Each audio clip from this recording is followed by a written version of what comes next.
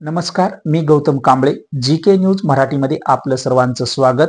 तुम्ही पाहत आहात महाराष्ट्राच्या कुशीतलं जी.के. न्यूज मराठी.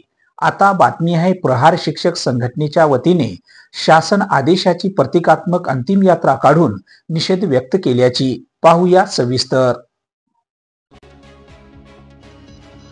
अमरावती विभागीय आयुक्त कार्यालयासमोर प्रहार शिक्षक संघटनेच्या वतीने अनेक मागण्या घेऊन वेगवेगळ्या पद्धतीने आंदोलन करण्यात आले. आज शासन आदेशाची अंतिम यात्रा काढून निषेध व्यक्त करण्यात आलाय. गेल्या 3 दिवसापासून साखळी आंदोलन करण्यात आले, मात्र शासनाने कोणतीही दखल न घेतल्याने अखेर बुधवारी आक्रमक आंदोलन करण्याचा पवित्रा घेण्यात आलाय.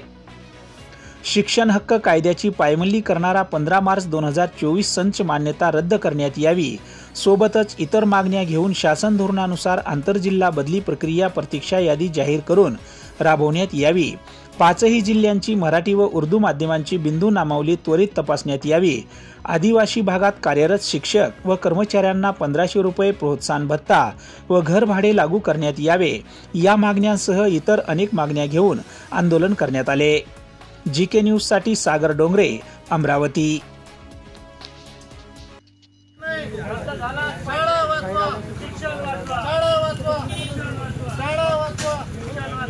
शिक्षण आमच्या हक्काचे, शिक्षण आमच्या हक्काचे, शिक्षण आमच्या हक्काचे. काढली नेमका काय उद्देश आणि कशासाठी काढली? शासनाचा 15 मार्च 2024चा संच मान्यतेचा GR आहे, शासनाचा शासन आदेश आहे. त्या शासन आदेशामध्ये आज परिस्थिती अशी आहे की ग्रामीण शिक्षण व्यवस्था पूर्णपणे उद्ध्वस्त होणार आहे आणि शाळेला शिक्षकसुद्धा मिळणार नाही. राज्यामध्ये 25,000 शिक्षक हे अतिरिक्त त्या शासन निर्णयामुळे होणार आहे संच मान्यतेच्या. आणि तो संच मान्यतेचा GR म्हणजे खाजगीकरणाकडे वाटचाल आहे आणि ही वाटचाल जर होत असेल तर ग्रामीण शिक्षण व्यवस्था पूर्णपणे उद्ध्वस्त आणि ती बंद होईल याची भीती सर्व शिक्षकांच्या मनात आज निर्माण झालेली आहे. या विरुद्ध या शासन निर्णय आम्हाला संच मान्यतेचा रद्द करणे ही आमची प्रमुख मागणी या ठिकाणी होती आणि ती मागणी घेऊन आम्ही सतत तिसऱ्या दिवशी, आज तिसरा दिवस आहे आंदोलनाचा, आमचा आंदोलनाचा तिसरा दिवस उपोषणाचा आहे. आणि ते करत असताना आम्ही प्रमुख मागणी ही घेऊन चाललो आहे की शासनानं संच मान्यतेचा 15 मार्च 2024चा हा निर्णय रद्द करावा आणि ग्रामीण शिक्षण व्यवस्था ही वाचवावी. कारण अदानी अंबानीच्या शाळा जर सुरू करायच्या असतील तर मग जिल्हा परिषदच्या शाळेमध्ये कोण शिकणार? कोणते गरीब विद्यार्थ्यांचाच यामध्ये कुठंतरी गरीब विद्यार्थ्यांचं शिक्षण यांना बंद करायचं आहे शासनाला, असं एक धोरण या शासनानं आखलेलं आहे असं दिसतं.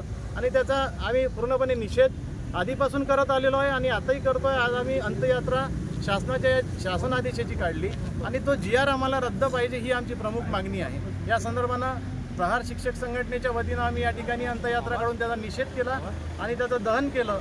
परंतु आमची मागणी ही कायम राहील जोपर्यंत तो शासन आदेश रद्द होत नाही.